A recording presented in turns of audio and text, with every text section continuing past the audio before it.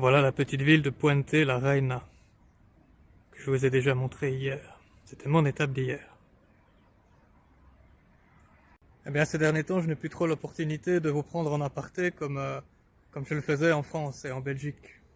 Comme vous l'avez vu, le chemin est maintenant parcouru par de très nombreux pèlerins et je ne me sens pas trop d'humeur à sortir mon téléphone et à parler tout seul à l'objectif de la caméra alors que je suis constamment dépassé par des gens. Eh bien, peut-être que je trouverai des chemins de traverse, que je pourrais m'écarter un petit peu du chemin officiel pour enregistrer à nouveau des vidéos, mais ces temps-ci, j'ai plutôt des paysages à vous montrer. Nous sommes un lundi aujourd'hui et je vais vers une petite ville qui s'appelle Estella. J'ai trouvé un camping là-bas et je vais aller y poser ma tente. Hier aussi, j'ai trouvé un camping ici à la ville de Puente la Reina, mais quand j'y suis arrivé, il s'est trouvé qu'il était fermé. Mais heureusement, il y avait une auberge pour pèlerins juste à côté, ils avaient un jardin, et ils m'ont permis de poser ma tente pour seulement 10 €, plutôt que les 15 qui m'auraient coûté l'auberge. Eh ben, je dois dire que ce soir, je passerai donc la nuit au camping de Lizara. Je leur ai envoyé un email pour savoir s'ils étaient ouverts et combien ça me coûterait. 10 € également. Et c'est un peu étrange, mais en fait, ici en Espagne, vous trouvez des auberges réservées exclusivement aux pèlerins. Vous devez avoir une crédentiale pour vous arrêter. Et ces auberges coûtent quelque chose entre 8 et 15 €, ce qui est en fait le prix du camping. Donc j'ai l'impression de porter ma tente un petit peu pour rien. Sauf que cette nuit, j'ai vraiment bien dormi. J'étais le seul campeur, il n'y avait pas de bruit autour de moi. Je n'avais pas dormi comme ça depuis des jours, peut-être même des semaines. Je vous ai montré les images de ces dortoirs pour pèlerins que l'on trouve dans les auberges de pèlerins. Et il y a énormément de gens. C'est une armée de ronfleurs que l'on rassemble pendant la nuit. Il y a beaucoup de bruit. Je ne dors jamais que d'une oreille dans cette situation-là. Et ben si j'ai l'opportunité de poser ma tente par-ci par-là, en Espagne le bivouac est interdit. Mais si je trouve des campings à nouveau, j'aimerais me rendre là-bas parce que je dors tout simplement beaucoup mieux quand il y a un silence réparateur, disons, autour de la tente. C'était déjà jeudi dernier que je traversais les Pyrénées. Et comme je l'ai écrit dans le titre de la vidéo, c'était une expérience absolument éprouvante. Et je dois dire que je ne referai jamais ça. Non pas traverser les Pyrénées, mais en fait le faire par la météo qu'il a fait. Je savais qu'il pleuvrait ce jour-là. Je le savais parce que ça faisait une semaine que la météo le prévoyait, donc j'étais sûr que je n'y échapperais pas. Mais ce à quoi je ne m'attendais pas et à quoi personne ne s'attendait, c'était le vent. Il y avait un vent absolument odieux dans les montagnes, qui faisait que la pluie venait nous frapper de manière horizontale. Alors j'étais bien content d'avoir mon parapluie parce que ça me faisait comme un bouclier, si vous voulez. Et en fait, c'était une expérience de méditation de plusieurs heures que de devoir tenir le parapluie à deux mains pour qu'il ne se brise pas. Il fallait vraiment que je reste attentif seconde après seconde pour qu'il reste parfaitement dirigé dans l'inclinaison du vent, de manière à ce qu'il ne se retourne pas comme une chaussette.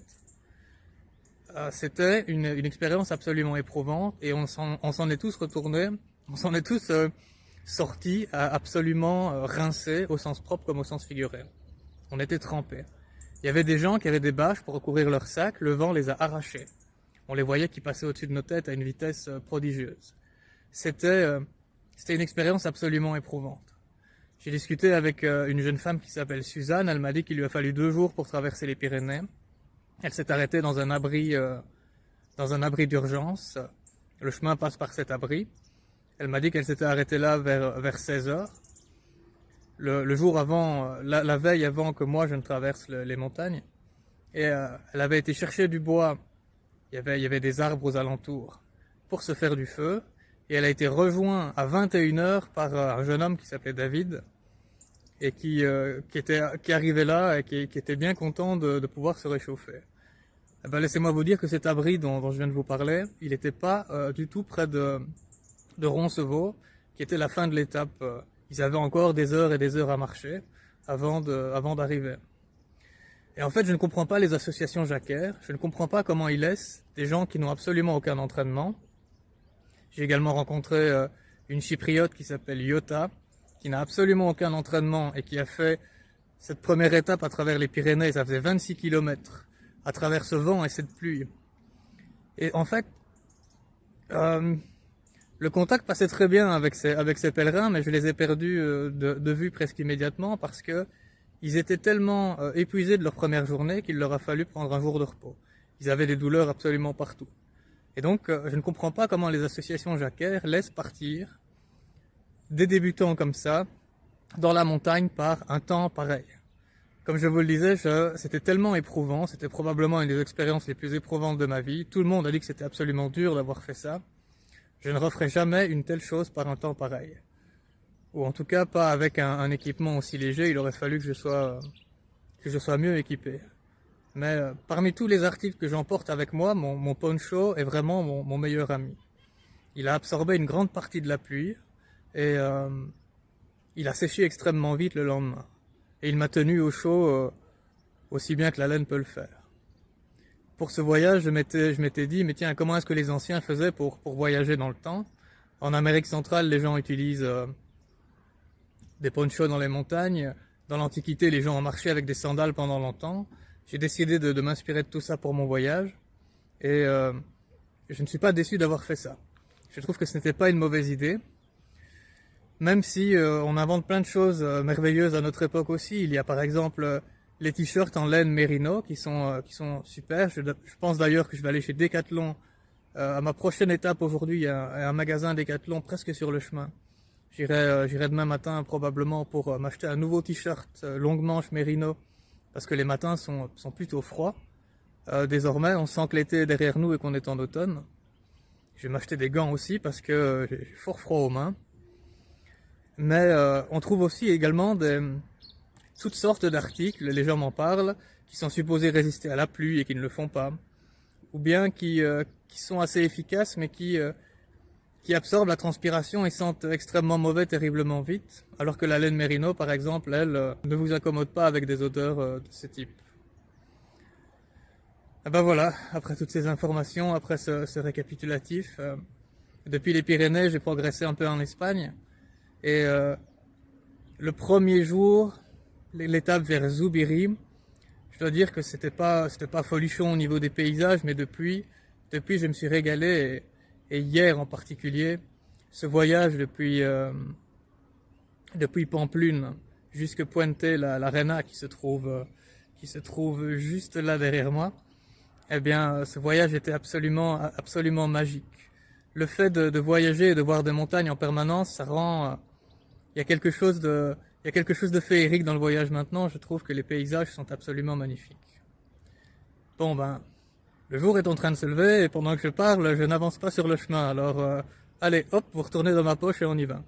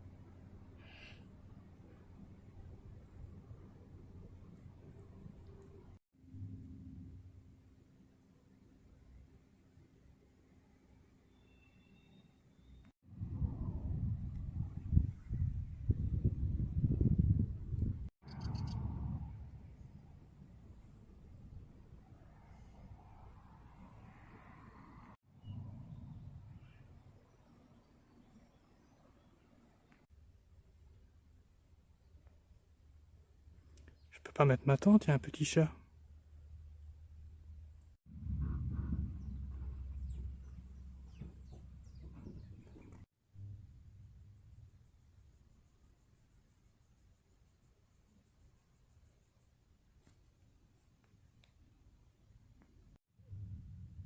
En voilà un autre.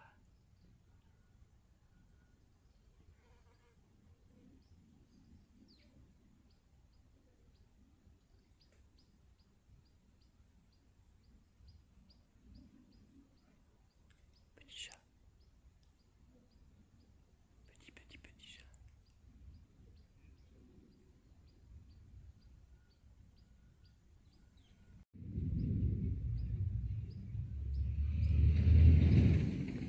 Au revoir, petit chat.